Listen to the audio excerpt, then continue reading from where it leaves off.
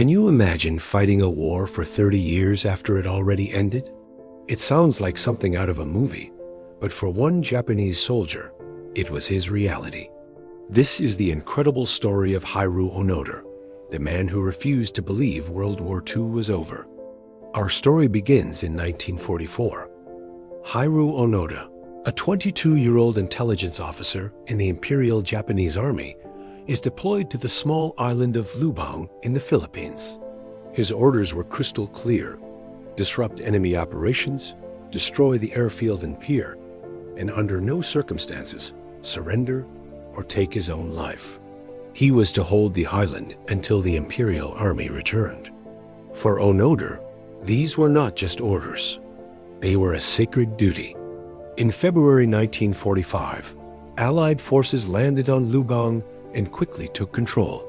Most of the Japanese soldiers were either killed or captured.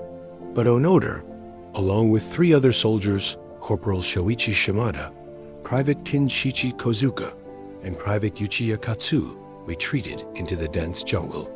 This was the beginning of their long, lonely war. Living off the land, they survived on bananas, coconuts, and occasionally stolen cattle from local farms. They believed the war was still raging. When they saw leaflets dropped from planes announcing Japan's surrender, they dismissed them as enemy propaganda. To them, the idea of Japan surrendering was simply impossible. They saw it as a clever trick to lure them out. Years turned into a decade. The 4 men continued their guerrilla campaign, clashing with local police and farmers, whom they viewed as enemy combatants. The outside world tried repeatedly to reach them. They dropped more leaflets, family photos, and even letters from their relatives, all pleading with them to come out. But every attempt was met with suspicion. Onoda and his men believed these were just more elaborate hoaxes. Their training had taught them to be wary of enemy deception, and they saw it everywhere. The group's dynamic began to change over time. In 1949, after nearly 5 years in the jungle, Private Akatsu decided he'd had enough. He slipped away from the others, and after 6 months of wandering alone, surrendered to the Filipino forces. For Onoda, this was a security breach.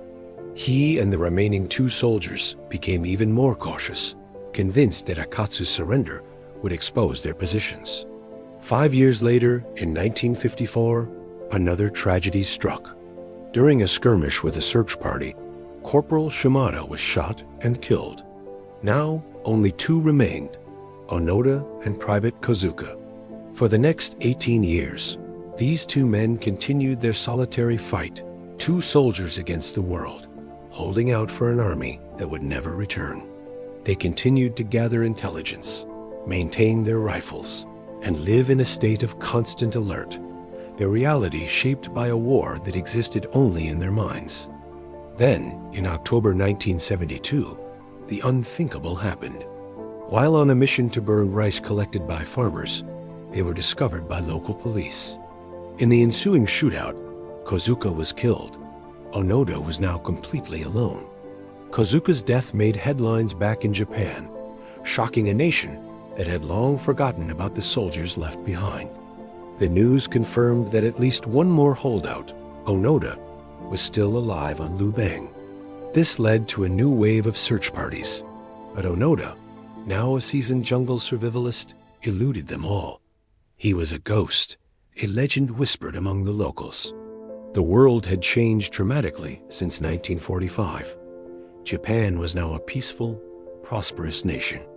But in his jungle hideout, Onoda was still a soldier of the empire, dutifully following his last orders. The turning point came in February 1974. A young Japanese adventurer named Norio Suzuki set out on a quest. His life's dream?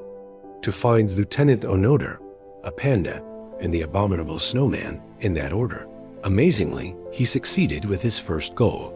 Suzuki traveled to Lubang, and after just 4 days of searching, found Onoda's makeshift shelter. He approached Onoda carefully, saying, "Onoda-san, the war is over." Onoda was wary. They talked for hours. Suzuki told him about the new Japan, about how the emperor was no longer a divine figure, and about the peace that had settled over the world. While Onoda started to believe him, he was bound by his duty. He told Suzuki, "I will not surrender unless I receive a direct order from my commanding officer." He was still Lieutenant Onoda of the Imperial Japanese Army, and military protocol had to be followed.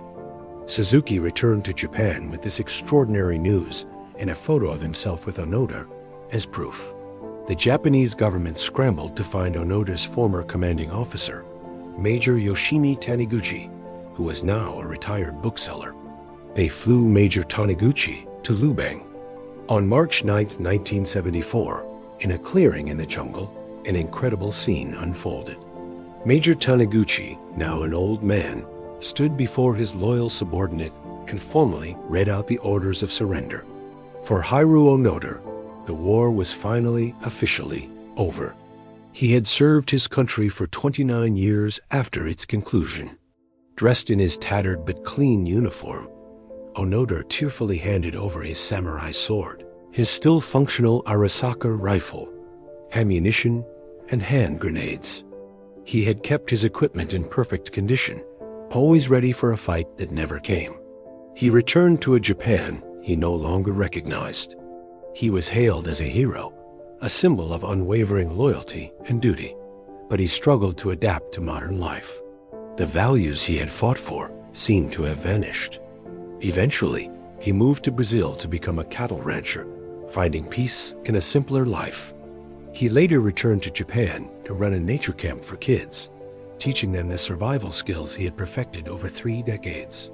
Hiroo Onoda's story is a powerful testament to the human capacity for endurance, loyalty, and the profound impact of belief. It raises questions about duty, honor, and the nature of reality itself. A man lost in time, whose personal war became a legend. Thanks for watching. If you found this story as fascinating as I did, make sure to like, subscribe, and hit the bell icon for more incredible stories from history. See you next time.